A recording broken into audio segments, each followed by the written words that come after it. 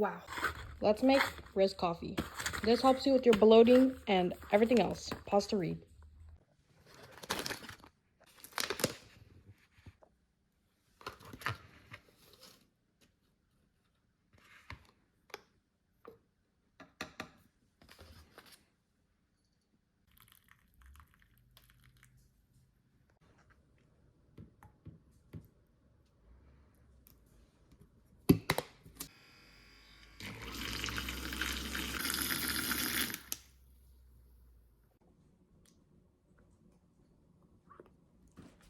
Too hot.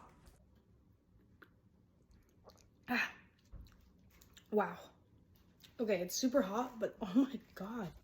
That's fucking good. That's actually fucking good. I thought it was gonna taste like shit. Get that for yourself.